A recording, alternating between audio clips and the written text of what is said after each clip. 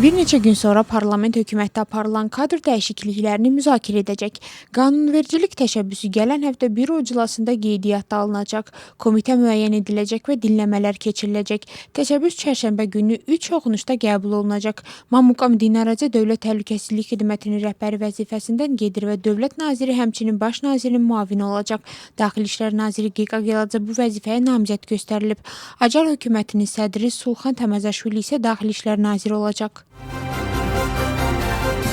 Müxalifət alyansında qarşıdurma davam edir. Vahid Milli Hərəkat alyansdan çıxmağı istisna etmir və qərarın birgə veriləcəyini bildirir.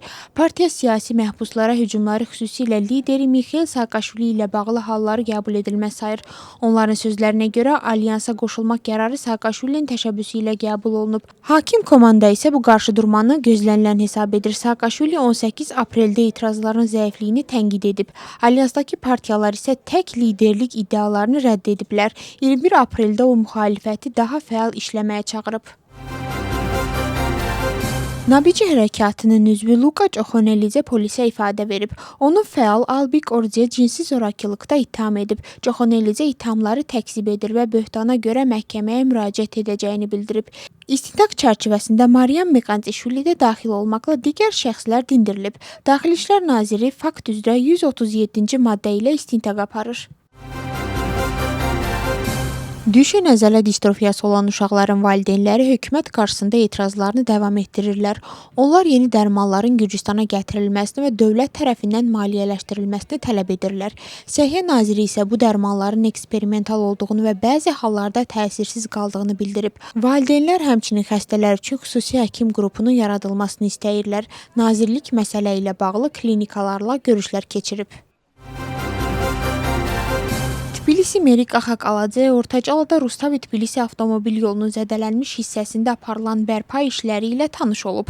Zədələnmə Kür çayının sahilində yerləşən möhkəmləndirici qurğunun sıradan çıxması nəticəsində baş verib.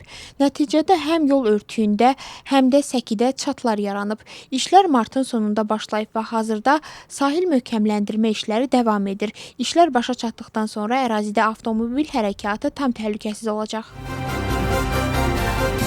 ABŞ prezidenti Donald Trump İranla razılaşma əldə etmək üçün konkret müddət müəyyən etməyib. Bu barədə Ağ Evin mətbuat katibi Caroline Levitt bildirib. Onun sözlərinə görə prezident müəyyən çeviklik göstərməyə hazırdır.